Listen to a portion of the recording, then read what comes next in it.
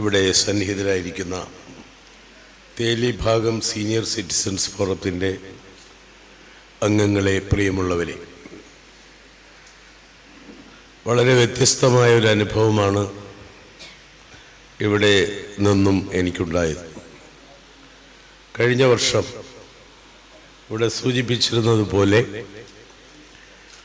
ഇതിൻ്റെ ഉദ്ഘാടനത്തിന് വേണ്ടി എന്നെ വളരെ മുമ്പ് തന്നെ വന്ന് ക്ഷണിക്കുകയും ഓർമ്മിപ്പിക്കുകയും നോട്ടീസ് കൊണ്ടുവരികയും ഒക്കെ ചെയ്തതാണ്. പക്ഷേ ആരോഗ്യപരമായ ചില കർശന നിയന്ത്രണങ്ങൾക്ക് വിധേയനായതുകൊണ്ട് ഒരു കാരണവശാലും എനിക്ക് വരാൻ പറ്റില്ലായിരുന്നു. അതറിഞ്ഞിട്ടും അവർ വളരെ എനിക്ക് പ്രചോദനം തന്നുകൊണ്ട് പോവുകയായിരുന്നു. കഴിഞ്ഞ വർഷം അങ്ങനെ ഞാൻ ക്യാൻസൽ ചെയ്ത പരിപാടികൾ ഏതാണ്ട് 17-18 ഉണ്ട്. പക്ഷേ ഈ വർഷവും കൃത്യമായി 3-4 മാസങ്ങൾക്ക് മുമ്പ് തന്നെ പഴയതുപോലെ വരികയും എന്നോട് അടുത്ത വാർഷികത്തിൻ്റെ ഉദ്ഘാടനത്തിന് ക്ഷണിക്കുകയും ചെയ്തു. അതേത് ദിവസമായാലും പൂർണ്ണ മനസ്സോടെ ഞാൻ സമ്മതിക്കുകയും ചെയ്തു.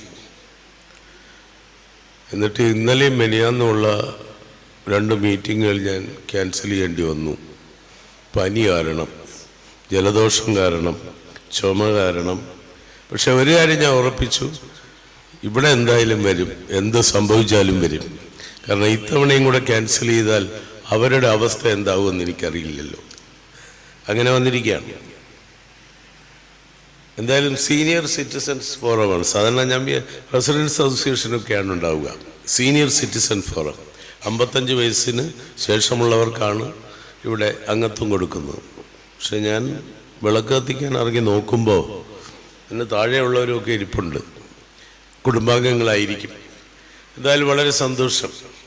ഈ 55 വയസ്സെന്ന് പറയുന്നത് നമ്മുടെ ജീവിതത്തിലെ ഏറ്റവും നല്ല ഒരു സുവർണ രേഖയാണത്.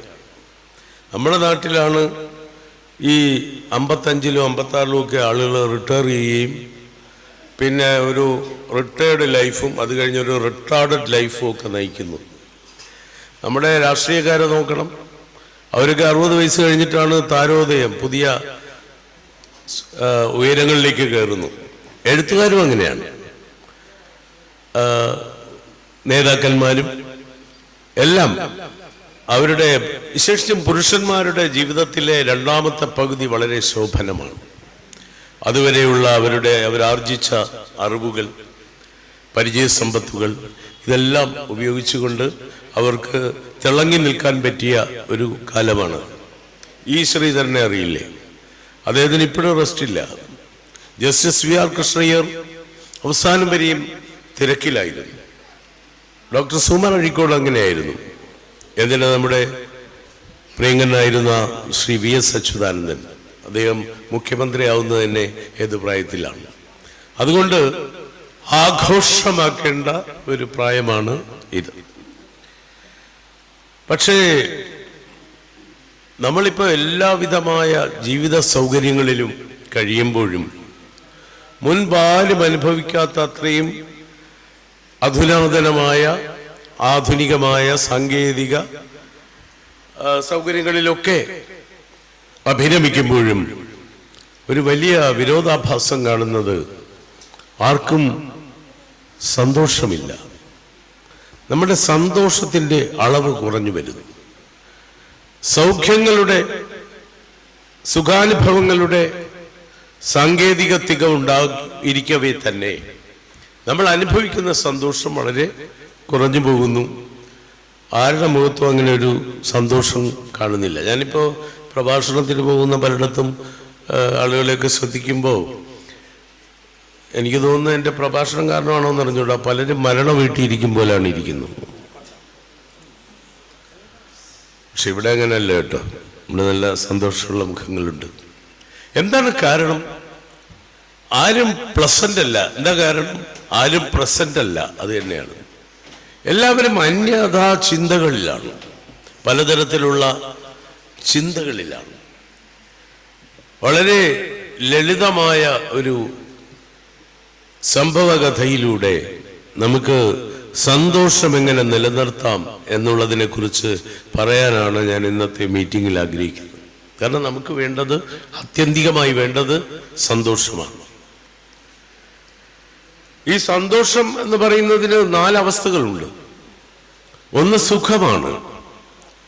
സന്തോഷത്തിന്റെ ആദ്യത്തെ അവസ്ഥയാണ് സുഖം. സുഖം എന്ന് പറയുന്നത് നമ്മുടെ ശരീരവുമായി ബന്ധപ്പെട്ടിരിക്കുന്നതാണ്.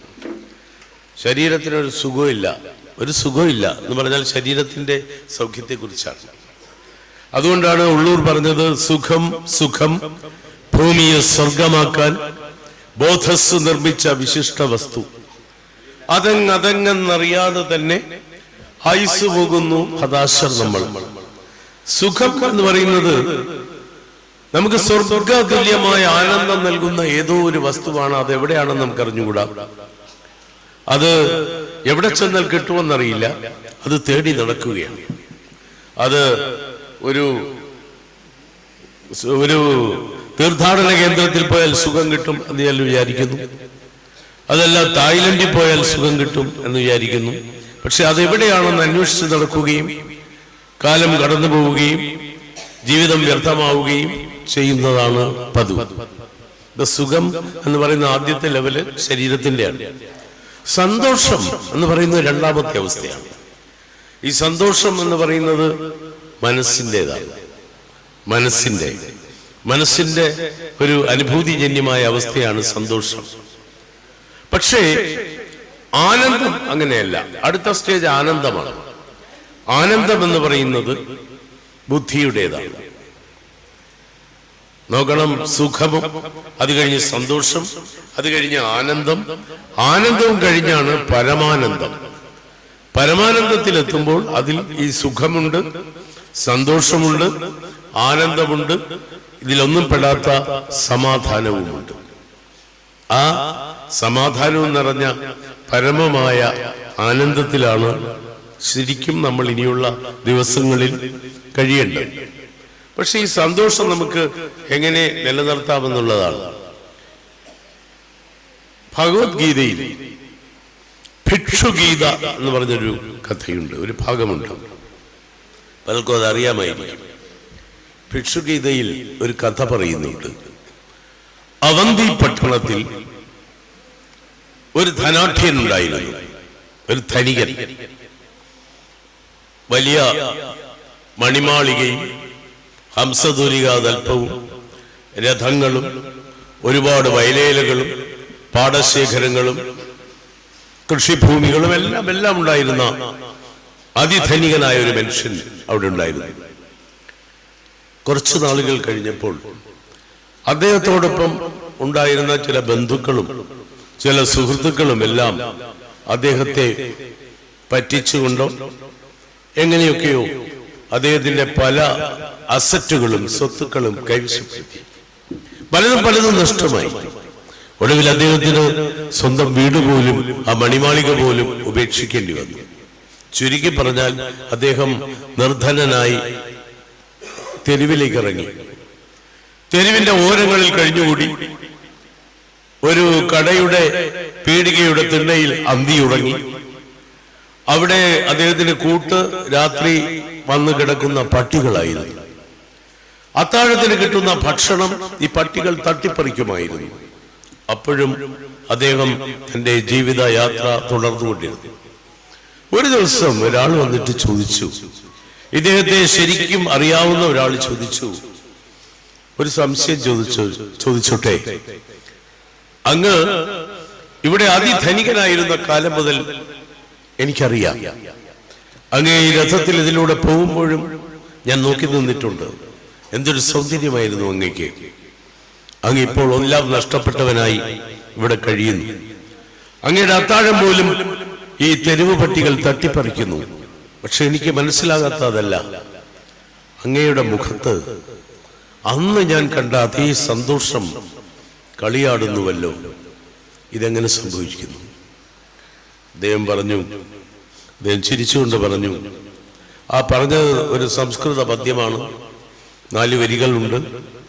പക്ഷെ അതിലെ ആശയം മാത്രം ഞാൻ പറയാം. നമ്മൾ പലപ്പോഴും പലതിൽ നിന്നും അകലുന്നത് ഈ പ്രമാണങ്ങൾ ആളുകൾ പറയാൻ നിൽക്കുമ്പോഴാണ്. വളരെ ലളിതമായി പറയേണ്ട കാര്യങ്ങൾ പോലും പറഞ്ഞ് കോംപ്ലിക്കേറ്റഡ് ആക്കി കളയും. ലളിതമായി പറയാം. അദ്ദേഹം പറഞ്ഞു, നമ്മുടെ അനുവാദമില്ലാതെ നമ്മുടെ സന്തോഷം ആർക്കും കെടുത്താൻ സാധിക്കില്ല. ഏറ്റവും വലിയൊരു സന്ദേശമാണ്. നമ്മുടെ സന്തോഷത്തെ ഇല്ലാതാക്കാൻ നമുക്കേ സാധിക്കുള്ളൂ. നമ്മുടെ അനുവാദമില്ലാതെ ഒരാൾക്കും സാധിക്കില്ല. നമ്മൾ കാലദോഷം എന്ന് പറയും, ഗൃഹദോഷം എന്ന് പറയും, ഏഴരാണ്ട ശനി എന്ന് പറയും. ഇതൊന്നിനും നമ്മളുടെ സന്തോഷത്തെ കെടുത്താൻ സാധിക്കുകയില്ല നമുക്കല്ലാതെ. അദ്ദേഹത്തിന് ഇതെല്ലാം നഷ്ടപ്പെട്ടിട്ടും അദ്ദേഹത്തിന്റെ സന്തോഷം സൂക്ഷിക്കുന്നു. പലപ്പോഴും അതല്ലേ ശരി. നമ്മൾ ആവശ്യമില്ലാതെ ഉത്കണ്ഠാകുലരാവുകയാണ്. ഞാനിത് ഒരു വേദിയിൽ പറഞ്ഞിട്ട് അടുത്ത കാലത്ത് നമ്മുടെ ടെന്നീസ് ക്ലബിൽ ഒരു പ്രഭാഷണത്തിൽ ഇത് പറഞ്ഞിട്ട് 2 ദിവസം കഴിഞ്ഞപ്പോൾ വേറൊരു സ്ഥലത്ത് വെച്ച പ്രഭാഷണം കേട്ട ഒരാൾ വന്നിട്ട് പറഞ്ഞു, ഞാൻ വീട്ടിൽ പോയി വളരെയധികം ആലോചിച്ചു, എന്നാലും എനിക്ക് ചില സംശയങ്ങൾ. നമുക്ക് ഓരോ പ്രശ്നങ്ങൾ വരുമ്പോൾ അതിൽ ഇടപെടാതിരിക്കാൻ പറ്റുമോ? ഞാൻ പറഞ്ഞു, പല പ്രശ്നങ്ങളും നമ്മൾ ഉണ്ടാക്കുന്ന പ്രശ്നങ്ങളാണ്. ഇപ്പോൾ കൊച്ചുമോളെ ബാംഗ്ലൂരിലേക്ക് കയറ്റി അയച്ചല്ല, ബസ് കയറ്റി വിട്ടപ്പോൾ നമുക്ക് ഉറക്കം വരുന്നില്ല. അതവിടെ എത്തുമോ? ഇടയ്ക്ക് എന്തെങ്കിലും പ്രശ്നങ്ങൾ ഉണ്ടാവുമോ? അടുത്ത ദിവസം രാവിലെ കുട്ടി സുരക്ഷിതയായി എത്തി. എന്തിനാണ് ഈ അനാവശ്യമായ ഉത്കണ്ഠകളാണ്. പണ്ടൊരു സ്റ്റേഷൻ മാസ്റ്റർ ഉണ്ടായിരുന്നു. വളരെ തിരക്ക് പിടിച്ച ഒരു റെയിൽവേ സ്റ്റേഷനിൽ അതെല്ലാം മാനേജ് ചെയ്യുന്ന ഈ സ്റ്റേഷൻ മാസ്റ്ററാണ്. അപ്പോൾ അദ്ദേഹം കൃത്യനിഷ്ഠയുടെ ഉസ്താദായിരുന്നു. എല്ലാം കൃത്യമായി അദ്ദേഹം ചെയ്യുമായിരുന്നു. അതിൻ്റെ രേഖകൾ, അതിൻ്റെ കണക്കുകൾ, ട്രെയിൻ വരേണ്ട സമയം, അപ്പോൾ കാണിക്കേണ്ട പച്ചക്കൊടി, ക്രോസിങ്ങിന്റെ സമയം, ഓരോ ട്രെയിനുകളും വരുന്നു പോകുന്നു, അതിൻ്റെ എല്ലാം കൃത്യതയോടുകൂടി അദ്ദേഹം അതെല്ലാം നിയന്ത്രിക്കുകയാണ്. കുറെ കാലം കഴിഞ്ഞപ്പോൾ അദ്ദേഹത്തിന് റിട്ടയർ ചെയ്യേണ്ട ദിവസമായി. അദ്ദേഹത്തിന് വലിയ ടെൻഷനാണ്. ഈ സ്റ്റേഷൻ എങ്ങനെ ഒരാൾ ഇത്രയും പരിചയസമ്പന്നനായ അദ്ദേഹത്തിന് പോലും ചിലപ്പോൾ ചില വീഴ്ചകൾ വരുന്നുണ്ട്. അദ്ദേഹം റിട്ടയർ ചെയ്ത് പോയാൽ ഈ റെയിൽവേ സ്റ്റേഷൻ മുന്നോട്ട് പോകുമോ? ഈ തീവണ്ടികൾ തമ്മിൽ കൂട്ടിയിടിക്കുമോ? പാഴ്സൽ വണ്ടികൾ വരുമ്പോൾ അവയെ മാറ്റി മറ്റ് ട്രാക്കുകളിൽ നിർത്താൻ വരുന്ന ആളിന് സാധിക്കുമോ? ഇങ്ങനെ വലിയ ടെൻഷനിലായിരുന്നു. എന്തായാലും റിട്ടയർ ചെയ്യാതിരിക്കാൻ പറ്റില്ലല്ലോ. റിട്ടയർ ചെയ്ത് മനസ്സോടെ അദ്ദേഹം പോവുകയാണ്. കാരണം അടുത്ത ദിവസം ചാർജ് എടുക്കാൻ വരുന്ന ഫ്രഷായ ഒരു ചെറുപ്പക്കാരനാണ്. അയാൾക്ക് ഇതിനെപ്പറ്റി ഒന്നും അറിയില്ലായിരിക്കും. അയാൾക്ക് തന്റെ അത്രയും പരിചയമില്ലല്ലോ. അടുത്ത ദിവസം അദ്ദേഹം അന്ന് രാത്രി ഉറങ്ങിയില്ല, രാവിലെ എഴുന്നേറ്റു. ഇനി ഇവിടെ വരാനും പറ്റില്ല. വല്ലാതെ ഉത്കണ്ഠയോടുകൂടി പുള്ളി സമയം നോക്കുകയാണ്. 8 മണിയായി. ലോകമാന്യത്തിലേക്ക് വരേണ്ട സമയമായി. 8:30 ഡിണ്ടികളിൽ നിന്ന് വണ്ടി വരേണ്ട സമയമായി. ഇപ്പൊ പാസഞ്ചർ ചെയിൻ്റെ വണ്ടിയുടെ സമയമായി. അത് 3ാമത്തെ പ്ലാറ്റ്ഫോമിലോട്ട് മാറ്റി നിർത്തിയോ എന്തോ. ഇങ്ങനെ ഉത്കണ്ഠാകുലനായി ഊണ് പോലും കഴിക്കാതെ വല്ല വിധവും 4 മണിയായപ്പോൾ അയാൾക്ക് പിടിച്ചിട്ട് നിൽക്കാൻ പറ്റുന്നില്ല. കാരണം അന്ന് 3 ട്രെയിനുകൾ ഒരേ സമയത്തെത്തും, പാഴ്സൽ വണ്ടിയും എത്തും. ഇത് തമ്മിൽ കൂട്ടിയിടിക്കുമോ? ആളുകൾ വൈകുമോ? Train service വൈകുമോ? പ്രശ്നമാവുമോ? അദ്ദേഹം യൂണിഫോം ഒന്നും ഇല്ലല്ലോ. കിട്ടിയ ഉടുപ്പെടുത്തിട്ട് റിക്ഷ പിടിച്ച് റെയിൽവേ സ്റ്റേഷനിലെത്തി. മണി 4:05. ചെല്ലുമ്പോഴുണ്ട് റെയിൽവേ സ്റ്റേഷൻ ശാന്തമായിരിക്കുന്നു. ഈ പറഞ്ഞ വണ്ടികളെല്ലാം വന്നു, പോകേണ്ട വണ്ടികളെല്ലാം പോയി. പാഴ്സൽ ട്രെയിൻ അവിടെ കിടപ്പുണ്ട്. ഒരു പ്രശ്നവുമില്ല. ആ പുതിയ ചെറുപ്പക്കാരനില്ലേ, അയാൾ ഇദ്ദേഹത്തെക്കാൾ കൃത്യതയോടെ കാര്യങ്ങൾ ചെയ്യുന്നു. നമ്മുടെ ഒരു ഉത്കണ്ഠയാണ്. നമ്മളുണ്ടെങ്കിലേ പറ്റുള്ളൂ, നമ്മളെ കൊണ്ട് ഇതൊക്കെ പറ്റുള്ളൂ എന്നൊരു ചിന്ത. ആ ചിന്തയാണ് ആദ്യമായി വെടിയേണ്ടത്. ഇപ്പോൾ നമ്മൾ നന്നായിട്ട് എഴുതുന്ന ഒരു പേന, ഇപ്പൊ പേനയിട്ട് എഴുതേണ്ട കാര്യമില്ല എങ്കിലും പേന ഓഫീസിൽ വെച്ച് പോക്കറ്റിൽ കുത്താൻ മറന്നു. ഇതൊക്കെ പഴയ സംഭവങ്ങളാണ്. ഇപ്പൊ ഞാൻ പലയിടത്ത് നോക്കുമ്പോൾ ആരുടെ പോക്കറ്റിലും പേനയില്ല. എൻ്റെ പോക്കറ്റിൽ മാത്രമേ പേനയുള്ളൂ. നമ്മൾ എവിടെയെങ്കിലും നിൽക്കുമ്പോൾ ആളിൽ വരുന്നില്ലേ പേനയും തരുമെന്നുള്ളൂ. ഇപ്പൊ പേന കൊണ്ട് നടക്കുന്ന, ഞാൻ ഒരാളോട് ചോദിച്ചു, ഇതിനെന്താ പേന കൊണ്ട് നടക്കാത്ത? പേന കൊണ്ട് നടക്കുന്ന ഔട്ട് ഓഫ് ഫാഷനാണ് സാർ. വയസ്സന്മാര് പോലും ഇപ്പൊ പേന കൊണ്ട് നടക്കുന്നില്ല. അപ്പൊ ഈ പേന നമ്മൾ ഓഫീസിൽ ഓഫീസിൽ നിന്ന് എടുക്കാൻ മറന്നുപോയി. അടുത്ത ദിവസം ശനിയാഴ്ച സെക്കൻഡ് സാറ്റർഡേ, അടുത്ത ദിവസം സൺഡേ, അടുത്ത ദിവസം മൺഡേ, വേറെ ഏതൊരു ഹോളിഡേ. നമ്മളെ വല്ലാതെ അലട്ടും. എഴുതി നമുക്ക് നല്ല തഴക്കം വന്ന നല്ല സ്മൂത്തായ പേനയാണ്. ഇപ്പം നമ്മൾ ആ പേനയെക്കുറിച്ചാണ് ചിന്തിക്കുന്നത്. എപ്പോഴും ആ പേനയെക്കുറിച്ചുള്ള ചിന്തയാണ്. അത് അവിടെ തന്നെ വെച്ചിട്ടുണ്ടോ, അതോ ആരെങ്കിലും എടുത്തു കാണുമോ, താഴെ വീണ് കാണുമോ, അതോ ഇറങ്ങിയപ്പോൾ വീണോ? ചൊവ്വാഴ്ച ഇതിൻ്റെ ഒരു തീരുമാനമാകത്തുള്ളൂ. ഇതിനിടയ്ക്ക് കുട്ടികളോടൊപ്പം കുറ്റാലത്ത് പോയി നമ്മൾ. ഇദ്ദേഹവും പോയി. കുറ്റാലത്ത് നിന്നിട്ട് പുള്ളിക്ക് യാതൊരു സന്തോഷവുമില്ല. പേന അവിടെ ഉണ്ടോ ഇല്ലയോ എന്നറിഞ്ഞൂടാതെ ഒരു സന്തോഷമില്ല. രജനീകാന്തിന്റെ പുതിയ പടം വന്നു. ടിക്കറ്റ് നേരത്തെ ബുക്ക് ചെയ്തതാണ്. അവരോടൊപ്പം പോയി. അവിടെ ചെന്നിരുന്ന് പേനയെ പറ്റി ആലോചിച്ചിരുന്ന് ഉറങ്ങിപ്പോയി. പടം കണ്ടില്ല. എല്ലാം കഴിഞ്ഞ് ചൊവ്വാഴ്ച എന്നപ്പോഴുണ്ട് പേന എവിടെയുണ്ട്. എല്ലാ ആവശ്യമുണ്ട്. ഈ 3 ദിവസം നഷ്ടമാക്കിയതിന് ആര് സമാധാനം പറയും? അപ്പോൾ ഒരാവശ്യമില്ലാതെയാണ് നമ്മൾ ഉത്കണ്ഠാകുലരാകുന്നത്. ഇതിനൊന്നും പരിഹാരമില്ലാത്ത കാര്യങ്ങളാണ്. പലപ്പോഴും നമ്മൾ ഈ ജ്യോതിഷിയുടെ അടുത്ത് പോകുന്നില്ലേ, കാലദോഷമാണെന്ന് പറഞ്ഞ്. എന്തൊരു വിഡ്ഢിത്തമാണ്. ജ്യോതിഷിക്ക് വല്ല പിടിപാടുമുണ്ടോ? ഇടയ്ക്കാരോ പറയുന്ന കേട്ടു, ഈ ഭാര്യ പിണങ്ങിപ്പോയവരുടെയൊക്കെ തിരിച്ചു കൊണ്ടുവരുന്ന കാര്യത്തിൽ വ്യഗ്രനായിരുന്ന ഒരാൾ, എപ്പോഴും ഭാര്യ പിണങ്ങിപ്പോയവരാണ് അവിടെ സ്പെഷ്യലൈസേഷൻ. അവർ വന്ന് അപ്പോൾ മധുര സ്റ്റാൻഡിൽ നിൽപ്പുണ്ട്. ഇപ്പം പോയാൽ കൊണ്ടുവരാം. മധുര സ്റ്റാൻഡിൽ കാണും ചിലപ്പോൾ. ചില തെങ്കാശി നിൽപ്പുണ്ട്. കോട്ടയം റെയിൽവേ സ്റ്റേഷനിൽ ഒരു പച്ച സാരിയെ കൊടുത്ത് നിൽപ്പുണ്ട്. ഇതിൽ തെളിഞ്ഞെന്നാണ് പറയുന്നത്. അങ്ങനെ പറഞ്ഞിരിക്കെ ചായ എടുക്കാൻ പറഞ്ഞിട്ട് അകത്തോട്ട് വന്നപ്പോൾ അയാളുടെ ഭാര്യയില്ല. അതിലേതോ സ്റ്റേഷനിൽ നിൽക്കുന്നെന്ന് പുള്ളി എത്ര ശ്രമിച്ചിട്ടും കിട്ടിയതുമില്ല. വെറുതെയാണ് ഈ പോകുന്നത്. അതുകൊണ്ടാണ് അവർക്കറിയാം. കാരണം എന്തെങ്കിലും ഒരു പ്രശ്നമില്ലാതെ, പ്രശ്നത്തിന്റെ കുരുക്കിലല്ലാതെ നമ്മൾ ആരെങ്കിലും ജ്യോത്സ്യനെ അന്വേഷിച്ചു പോകുമോ? ഒരു കുഴപ്പമില്ലാതിരിക്കുക. നമുക്ക് ഇന്ന് ആരെ കാണാം? ഒരു ജ്യോത്സ്യനെ കാണാമെന്ന് ആരെങ്കിലും വിചാരിക്കുമോ? അപ്പൊ ജ്യോത്സ്യൻ അറിയാം പ്രശ്നം ആകെ നാശകോടാലിയായിട്ടാണല്ലോ അവൻ കയറി വരുന്നത്. കാര്യം ഭർത്താവും കൂടെ ചെല്ലുകയാണ്. ജ്യോത്സ്യർ ആദ്യമേ തന്നെ പറഞ്ഞു, കവടി എടുക്കുമ്പോ തന്നെ പറഞ്ഞു, ശത്രു കൂടെ ഉണ്ടാകും. അപ്പം ഭാര്യ ഭർത്താവിനെ നോക്കി, ഭർത്താവ് ഭാര്യയെ നോക്കി. ആ സംശയം നേരത്തെ ഉണ്ടായിരുന്നതാണ്. അവര് പറയുന്ന ഒരു പരിഹാരക്രിയ കൊണ്ടും പരിഹരിക്കാവുന്നതല്ല ഈ പ്രശ്നങ്ങൾ. വാസ്തു വിദഗ്ധന്മാരുടെ പുറകെ പോകുന്നവരുണ്ട്. ഈ വീട് മറ്റെല്ലാം കഴിഞ്ഞു, വീടിന്റെ എന്തോ പ്രശ്നമാണ്, ഗ്രഹദോഷമാണ്. അപ്പൊ വാസ്തുവിന്റെ ആള് വന്നിട്ട് വീട്ടിൽ കയറാതെ മാറി നിന്നിട്ട് ചോദിക്കുകയാണ്, ഈ വീടിന്റെ ബെഡ്റൂം എവിടെയാണ്? വന്ന സ്വാമി, അല്ല ഞാൻ ബെഡ്റൂമിൽ വരത്തില്ല, മുമ്പ് എനിക്ക് ഒരു ബെഡ്റൂമിൽ പോയി ആ പ്രശ്നമായത്. അതുകൊണ്ട് എവിടെയാണെന്ന് പറഞ്ഞാൽ മതി. അവിടെ. ബാത്റൂം എവിടെയാണ്? അവിടെ. ബെഡ്റൂം അവിടെ ആക്കണം, ബാത്റൂം ഇവിടെ ആക്കണം. എളുപ്പ കാര്യമല്ലേ ഉള്ളൂ. പക്ഷെ ചിലരാക്കി കളയും. അപ്പൊ പ്രശ്നങ്ങൾ എന്ന് പറയുന്നതിന് പരിഹാരമില്ല. അതെല്ലാം നമ്മളുടെ മനസ്സുകൊണ്ട് നമ്മൾ തീരുമാനിക്കേണ്ട കാര്യങ്ങളാണ്. ഈ സന്തോഷം, നമ്മൾ അലഞ്ഞു തിരിഞ്ഞു നടക്കുന്ന ഈ സന്തോഷം, നമ്മൾ ആകെ അന്വേഷിക്കുന്നത് ഈ സന്തോഷമാണ്. അതെന്തുകൊണ്ടാണ് നമുക്കില്ലാതെ പോകുന്നത്? നമ്മൾ അതിനെ ചോർന്നു പോകാൻ അനുവദിക്കുന്നതുകൊണ്ടാണ്. ജീവിതത്തെക്കുറിച്ച് ഒരുപാട് നിർവചനങ്ങൾ ഉണ്ടെങ്കിലും എനിക്ക് ഏറ്റവും ഇഷ്ടപ്പെട്ട നിർവചനം ചങ്ങമ്പുഴയുടേതാണ്. ചങ്ങമ്പുഴ ജീവിതത്തെ നിർവചിച്ചാണ് ഏറ്റവും മനോഹരമായ നിർവചനം. എന്താണ് ജീവിതം? എന്താണ് ജീവിതം? അവ്യക്തമായൊരു സുന്ദരമായ വളകിലുക്കം, സംഗീത തുന്തിലം, നൈമിഷികോജ്വലം, പിന്നെയോ ശൂന്യം, പരമശൂന്യം. ഒരു വളകിലുക്കം പോലെ, അതിൻ്റെ വർണ്ണസൗന്ദര്യം പോലെ,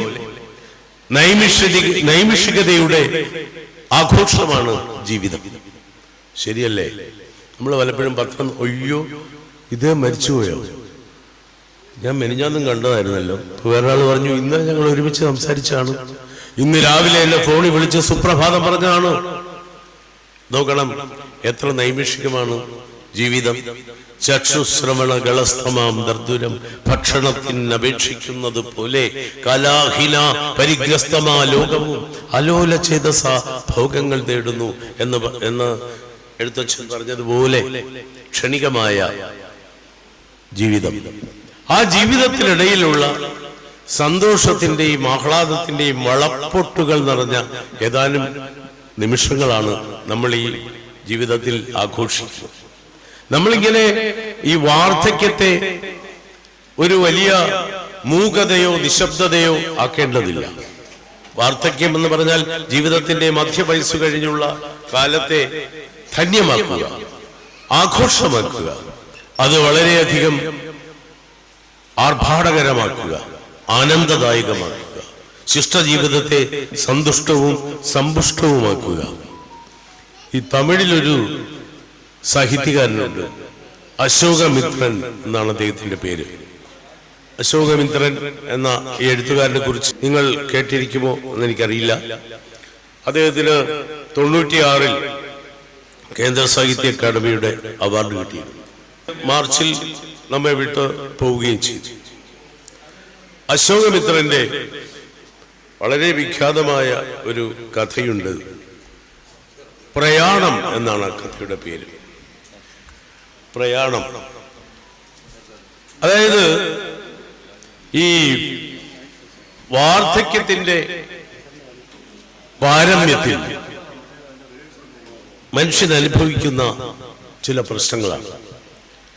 ആ പാരമ്യത്തിൽ എത്തുന്നതിന് മുമ്പ് നമുക്ക് ജീവിതത്തെ അർത്ഥപൂർണമാക്കാവുന്ന ഒരുപാട് സമയങ്ങളുണ്ട്. ആ സമയമെല്ലാം നമ്മൾ സ്വയം സൃഷ്ടിച്ച ദുരിതത്തിലും ദുഃഖത്തിലും വ്യാകുലതയിലും ആകുലതയിലും വിഷാദത്തിലും ഒക്കെ പെട്ട് നഷ്ടമാക്കുകയാണ്. ഈ കഥയിലെ ഒരു അന്തരീക്ഷം വാർദ്ധക്യത്തെക്കുറിച്ച് വല്ലാതെ നമ്മളെ ചിന്തിപ്പിക്കുന്നതാണ്. ആ കഥ ആരംഭിക്കുന്ന ഒരു പ്രഭാതത്തിൽ നിന്നാണ്. നേരം പുലർന്നു വരുന്നതേയുള്ളൂ. ചെന്നൈ നഗരം എന്ന് പറയുമ്പോൾ തിരക്കിന്റെ അല്ലെ, പലവിധമായ നഗരത്തിൽ 6 മണിക്കൊരു തിരക്കുണ്ട്, 7 മണിക്കൊരു തിരക്കുണ്ട്, 8-നും 9-നും 10-നും ഒക്കെ വേറെ വേറെ തിരക്കുകളാണ്. കുട്ടികളുടെ തിരക്ക്, ട്യൂഷൻ പഠിക്കാൻ പോകുന്നവരുടെ തിരക്ക്, ഓഫീസിൽ പോകുന്നവരുടെ തിരക്ക്, ചന്തയിൽ പോകുന്നവരുടെ തിരക്ക്, അങ്ങനെ നഗരം തിരക്കുകൊണ്ട് തിരക്കുകളുടെ ഒരു വലിയ വിന്യാസം സൃഷ്ടിച്ചുകൊണ്ടിരിക്കുമ്പോൾ നേരം പുലരുന്നതിന് മുമ്പ് ആ വൃദ്ധൻ ഉണർന്നു. കഥാപാത്രങ്ങൾക്ക് പേര് കൊടുക്കുന്നില്ല അശോകമിത്രൻ. വൃദ്ധൻ ഉണർന്നു നോക്കുമ്പോൾ വൃദ്ധ ഉറങ്ങുകയാണ്. വൃദ്ധയ്ക്ക് തീരെ വയ്യ. അദ്ദേഹത്തിന്റെ ഭാര്യയാണ്. തീരെ വയ്യ, അവശതയിലാണ്. ശ്വാസം വളരെ പ്രയാസപ്പെട്ട്, ലേബേർഡ് ബ്രീത്തിങ് എന്ന് ഡോക്ടർമാർ പറയുന്ന വിധത്തിൽ വളരെ പ്രയാസപ്പെട്ട് ശ്വാസം വലിച്ചെടുക്കുന്നു. അദ്ദേഹം എഴുന്നേറ്റ് അവരെ വളരെ ക്ലേശിച്ച് എഴുന്നേൽപ്പിച്ചിരുത്തി. അവര് വളരെ ക്ലേശിപ്പിച്ച് കട്ടിൽ നിന്ന് കസേരയിലേക്ക് മാറ്റി. അല്ലാത്ത അവശതയിലാണ്. ആരും സഹായിക്കാനില്ല. നഗരത്തിന്റെ ഒരു പ്രത്യേകതയാണ്. മക്കളൊക്കെ വിദേശത്തായിരിക്കുമല്ലോ. ആരും സഹായിക്കാനില്ല, ആരും തിരിഞ്ഞു നോക്കാനില്ല. വളരെ പ്രയാസപ്പെട്ട് അവരെ ഫ്രഷാക്കാൻ ശ്രമിക്കുകയാണ് ഈ വൃദ്ധൻ. അദ്ദേഹത്തിന് തന്നെ നേരെ എഴുന്നേറ്റ് നിൽക്കാൻ പറ്റുന്നില്ല. എന്നിട്ടും അദ്ദേഹം അവരെ മുഖമെല്ലാം തുടച്ച് പുതിയൊരു വസ്ത്രം ഏതാണ്ട് ധരിപ്പിച്ചതുപോലെ ഉടുപ്പിച്ച് റെഡിയാക്കുകയാണ്. ഇന്ന് ആശുപത്രിയിൽ കൊണ്ടുപോകണം, ഇന്നെങ്കിലും ആശുപത്രിയിൽ കൊണ്ട് കാണിക്കണം. മറ്റൊരാളില്ല കൊണ്ടുപോകാൻ. അങ്ങനെ കൊണ്ടുപോകാനുള്ള വലിയ ദൗത്യം ഈ വൃദ്ധൻ ഏറ്റെടുക്കുമ്പോൾ എവിടെ ചലനവും വാചാലമാണ്. അവർക്ക് മനസ്സിലാകും അദ്ദേഹത്തിന്റെ മനസ്സെന്താണെന്ന്. അദ്ദേഹത്തിന് മനസ്സിലാകും അവൾക്ക് എന്താണ് വേണ്ടത്, അവൾ അനുഭവിക്കുന്ന വേദന എത്രത്തോളമുണ്ടെന്ന്. ഇതെല്ലാം വളരെ ഭംഗിയായി അദ്ദേഹം എഴുതിയിരിക്കുകയാണ് അശോകമിത്രൻ. എന്നിട്ട് ഏതാണ്ട് 7:30 മണിയായപ്പോൾ ഒരു വിധത്തിൽ അവരെയും കൊണ്ട് ആ നഗരത്തിലേക്ക് അദ്ദേഹം കാലെടുത്ത് വയ്ക്കും. നോക്കണം, അദ്ദേഹത്തിന് തന്നെ നടക്കാൻ വയ്യ. ഈ സ്ത്രീയെ ദേഹത്തോട് അണച്ചു പിടിച്ച്, വാർദ്ധക്യത്തിലെത്തിയ ഈ സ്ത്രീയെ ദേഹത്തോട് അണച്ചു പിടിച്ച് ആശുപത്രിയിലേക്ക് പോകാൻ നിൽക്കുകയാണ്. ഒറ്റ റിക്ഷ കൈ കാണിച്ചിട്ട് നിർത്തുന്നില്ല. ഇത്രയും അവശതയിൽ നിൽക്കുന്ന ആ ദമ്പതികളെ കണ്ടിട്ട് ആരും അങ്ങോട്ട് തിരിഞ്ഞു നോക്കുന്നില്ല. നഗരം അങ്ങനെയാണ്. അതുകൊണ്ടാണല്ലോ അങ്ങനെ ഒരു പാട്ടുണ്ടല്ലോ, നഗരം നഗരം മഹാസാഗരം. നഗരം ഒരു മഹാസാഗരമാണ്. അലമാലകൾ, ജീവിതത്തിന്റെ തിരക്കുകൾ, തിരക്കുഴികൾ, തിരമാലകൾ എല്ലാം ശബ്ദായ മുഖരിതമാക്കുന്ന ഒരു മഹാസാഗരത്തിന്റെ അലയടി ഒച്ചകൾക്ക് മുന്നിൽ ഈ അവശരായ രണ്ടുപേരും കുറെ നേരമായിട്ട് കൈ കാണിക്കുന്നു. ആരും വന്ന് നിർത്തി കൊടുത്തില്ല. ഒരു വണ്ടിയും നിർത്തിയില്ല. ഒഴിഞ്ഞു പോകുന്ന വണ്ടികൾ പോലും നിർത്തിയില്ല. കാരണം ആ റിക്ഷക്കാരനോ ടാക്സി ഡ്രൈവറോ വിചാരിക്കുന്നത് ഇവരെ കയറ്റിക്കഴിഞ്ഞാൽ ജോലിയാവും, വഴി വെച്ചെങ്ങാനും തീരുകയാണെങ്കിൽ വയസ്സായ സ്ത്രീയുടെ നിപ്പ് കണ്ടാൽ അറിയാം ഇപ്പോഴോ കുറച്ച് കഴിഞ്ഞോ നമ്മൾ. അതുകൊണ്ട് ആരും ആ റിസ്ക് എടുക്കുന്നില്ല. ഒടുവിൽ ഒരു വിധത്തിൽ എങ്ങനെയൊക്കെയോ ആ ധർമാശുപത്രിക്ക് മുന്നിൽ ഈ വൃദ്ധനും വൃദ്ധയും ചെന്നിറങ്ങുന്നു. ഇറങ്ങി അവിടത്തെ ക്യൂവിലൊക്കെ നിന്ന് ഡോക്ടറുടെ മുന്നിലെത്തുമ്പോൾ ഡോക്ടർ അപ്പോൾ തന്നെ അവരെ പരിശോധനയ്ക്കായി അകത്തെ മുറിയിലോട്ട് അയക്കുകയാണ്. വൃദ്ധൻ ഒറ്റപ്പെട്ടു നിൽക്കുന്ന വൃദ്ധൻ. കഥയുടെ പേര് പ്രയാണം എന്നാണ്. കഥ അവിടെ അവസാനിക്കുകയാണ്. ഇവിടെ എന്താണ് പ്രയാണം? പ്രയാണം എന്ന് പറഞ്ഞാൽ യാത്ര. അദ്ദേഹത്തിന്റെ യാത്ര അവിടെ അവസാനിച്ചിരിക്കുന്നു. അവസാനം വരെ ഈ കഥയിൽ നമ്മൾ കണ്ടതെന്താണ്? മരണവുമായി മല്ലിടുകയാണ്. തന്റെ സഹധർമ്മിണിയെ മരണത്തിന് വിട്ടുകൊടുക്കാതിരിക്കാനുള്ള പോരാട്ടത്തിന്റെ അവസാന ഘട്ടത്തിലായിരുന്നു പാവപ്പെട്ട മനുഷ്യൻ. ഇതാണ് ദാമ്പത്യം. ഇതാണ് യഥാർത്ഥമായ സ്നേഹം. ഭാര്യാഭർത്തൃ സ്നേഹത്തിന്റെയും ബന്ധത്തിന്റെയും ഒരിക്കലും വിച്ഛേദിക്കാനാകാത്ത, വ്യാഖ്യാനിക്കാനാകാത്ത, വിശദീകരിക്കാനാകാത്ത, നിർവചിക്കാനാകാത്ത അതുല്യമായ ബന്ധത്തിന്റെ ശൃംഖലയുടെ ദൃഷ്ടാന്തമാണ് ആ കഥ. ആ പ്രയാണം അവസാനിക്കുമ്പോൾ അവശേഷിക്കുന്നത് എന്താണ്? ശൂന്യത. ഇനി എന്ത് എന്ന ശൂന്യത. ആ വൃദ്ധ തിരിച്ചു വരുന്നുണ്ടോ ഇല്ലേ എന്ന് കഥയിൽ പറയുന്നില്ല. അവർക്ക് എന്തെങ്കിലും സംഭവിക്കുമോ എന്നും കഥയിൽ പറയുന്നില്ല. പക്ഷേ അയാളുടെ എല്ലാം നഷ്ടപ്പെട്ടുള്ള ആ നിൽപ്പിൽ, അതിന്റെ മൂകതയിൽ, അതേൽപ്പിക്കുന്ന സമാനതകളില്ലാത്ത വേദനയിൽ, വിഷാദത്തിൽ, ആത്മദുഃഖത്തിൽ ആ കഥ അവസാനിപ്പിക്കുമ്പോൾ ജീവിതത്തിന്റെ അർത്ഥശൂന്യതയിലേക്കാണ് ആ കഥാകൃത്ത് നമ്മളെ കൂട്ടിക്കൊണ്ടുപോകുന്നത്. നമ്മൾ ജീവിച്ചിരിക്കുന്ന ഈ നിമിഷങ്ങൾ ഏറ്റവും ശ്രേഷ്ഠമാണ്. നമുക്ക് സ്വാതന്ത്ര്യമുള്ള, ആരോഗ്യമുള്ള ഈ ദിവസങ്ങൾ ഏറ്റവും അനുഗ്രഹീതമാണ്. അത് മറ്റൊരാൾക്ക് കൂടി പ്രയോജനപ്പെടുന്ന വിധത്തിൽ സ്വാർത്ഥകമായ ചര്യകളിൽ ഏർപ്പെട്ടുകൊണ്ട് അർത്ഥപൂർണമാക്കുമ്പോൾ നമ്മുടെ ഈ കൂട്ടായ്മയ്ക്ക് സൗന്ദര്യമുണ്ടാകുന്നു. ഇത്തരം കൂട്ടായ്മകൾക്ക് സൗന്ദര്യം മാത്രമല്ല സൗരഭ്യവും ലഭിക്കുന്നു. ആ വിധത്തിൽ ഈ തേലീഭാഗം സീനിയർ സിറ്റിസൺ ഫോറത്തിന്റെ ഈ സമ്മേളനവും ഇതിന്റെ തുടർന്നുള്ള പ്രവർത്തനങ്ങളും ഏറ്റവും അധികം ശ്രേഷ്ഠമാകട്ടെ. ഇവിടെ വന്നിരിക്കുന്ന ഓരോരുത്തരുടെയും ശിഷ്ടജീവിതം സമ്പുഷ്ടമാകട്ടെ, സന്തുഷ്ടമാകട്ടെ, അത് ഏറ്റവും ഉത്കൃഷ്ടമാകട്ടെ എന്ന് പറഞ്ഞുകൊണ്ട് ഈ 8ാം വാർഷികം ഉദ്ഘാടനം ചെയ്തതായി അറിയിച്ചുകൊണ്ട് ഞാൻ എൻ്റെ വാക്കുകൾ ചുരുക്കുന്നു. നിങ്ങൾക്ക് എൻ്റെ നമസ്കാരം.